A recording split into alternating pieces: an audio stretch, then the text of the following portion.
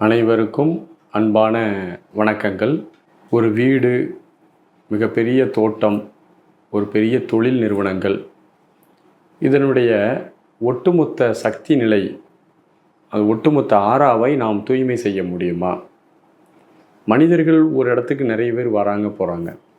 ஒரு தோட்டத்தில் நிறைய உணர்வுகள், உணர்ச்சிகள்லாம் இடம்பெறும் போது அந்த தோட்டத்தினுடைய சுற்றுச்சூழலை பாதிக்கும்.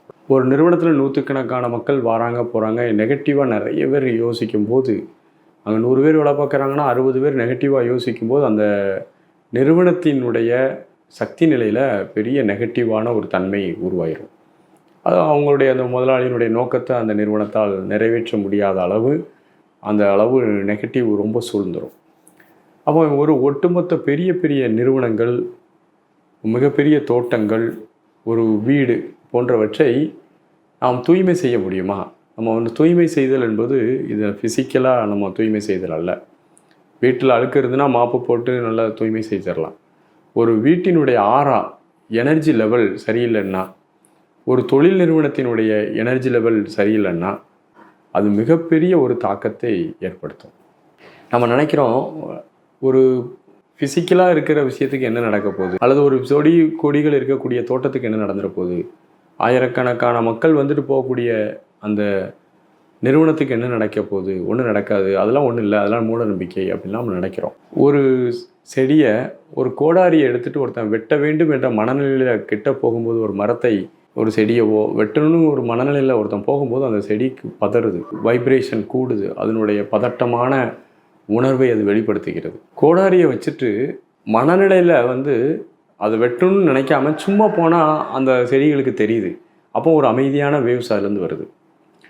கோடாரி கையில் இருந்தால் கூட மனநிலையில் அதை வெட்ட வேண்டும், வெட்டக்கூடாதுங்கிற இன்டென்ஷனை பொறுத்து செடியிலிருந்து வரக்கூடிய வைப்ரேஷன் பாதிக்குது. அப்படி ஒரு புலி ஒரு மானை அடித்து கொள்ளும் போது அந்த மானினுடைய அந்த வருத்த அலைகள் அங்கே இருக்கக்கூடிய அட்மாஸ்பியரில் பரவுகிறது.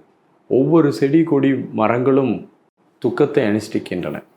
இதெல்லாம் வெளிப்படையாக தெரிஞ்சுக்கிட முடியாது. ரொம்ப டீப்பாக யோசித்து பார்த்தா அந்த வைப்ரேஷன் ஒரு தாக்கத்தை ஏற்படுத்துகிறது, ஒரு துக்கமான அலையை ஏற்படுத்துகிறது. அப்போ ஒரு தோட்டத்தில் நம்ம பல்வேறு விதமான உணர்வுகளோடு வேலை பார்க்குறவங்க இருப்பாங்க. ஒரு வீட்டில் இருக்கக்கூடிய 5 பேருமே ஒவ்வொருத்தரும் ஒவ்வொரு மனநிலையில் இருப்பாங்க. சிலருக்கு நெகட்டிவாகவே திங்க் பண்ணிகிட்டு இருப்பாங்க.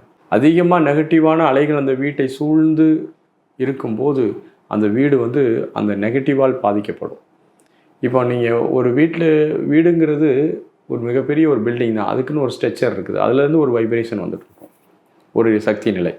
மனிதர்களுடைய மனம் காந்தத்தினுடைய தன்மை தான். அவன்கிட்டருந்து வரக்கூடிய காந்த அலைகளும் எண்ண அலைகளும் அந்த சூழ்நிலையில் பரவும். நெகட்டிவாக ஒரு வீட்டில் அதிகமான நெகட்டிவ் வேவ்ஸ் இருக்குது அப்படின்னா அந்த வீட்டில் பல்வேறு முயற்சிகள் பண்ணாலும் விருத்தி இருக்காது.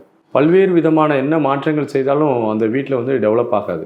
கடுமையாக எல்லோரும் உழைச்சாலும் முன்னேற முடியாது. இப்படி போன்ற பல தடைகள் நம்ம பார்க்குறோம். இந்த தடைகளை எல்லாம் நாம் என்ன செய்கிறோம்னா சூட்சும தடைகள் என்று நம்ம சொல்கிறோம். ஒரு வீட்டாக இருந்தாலும், தோட்டமாக இருந்தாலும், ஒரு தொழில் நிறுவனமாக இருந்தாலும். தொழில் நிறுவனத்தில் ஆயிரக்கணக்கான மக்கள் போகிற இடம், ஆயிரக்கணக்கான மக்கள் போகிற இடத்துல நெகட்டிவான அலைகள் சூழ்ந்து கொண்டே இருக்கும்போது அந்த நெகட்டிவான அலைகளினுடைய அழுத்தம் அந்த நிறுவனத்தினுடைய வளர்ச்சியை பெரும் அளவு பாதிக்க ஆரம்பிக்கும்.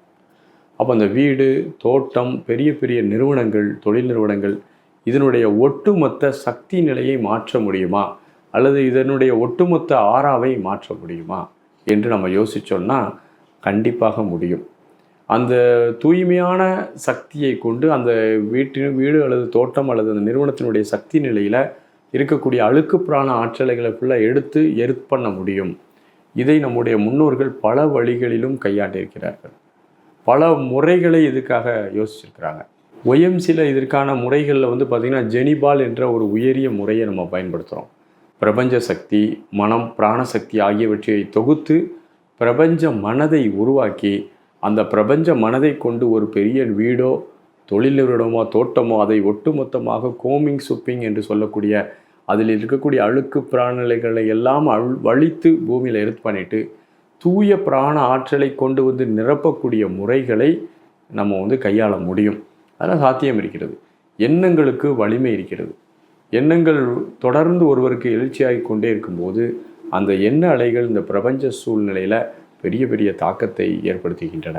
அது தொடர்ந்து நீட்டித்து இருக்கும்போது, அது அங்கேயே தங்கிவிடும்போது, அது அந்த சூழ்நிலை மண்டலத்தில் அல்லது அந்த வீடு, தோட்டம், பெரிய நிறுவனத்தில் இருக்கக்கூடிய சக்தி நிலையோடு இரண்டர கலந்து விடும்போது, அது அந்த நிறுவன வீடு அல்லது தோட்டத்தினுடைய விருத்தியை அது பெரும்பாலும் குறைத்து விடுகிறது.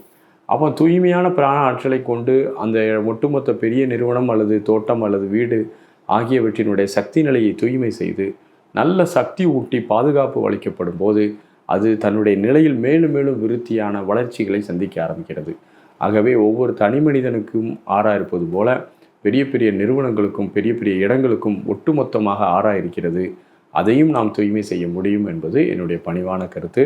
வாழ்த்துகள். நன்றி. வணக்கம்.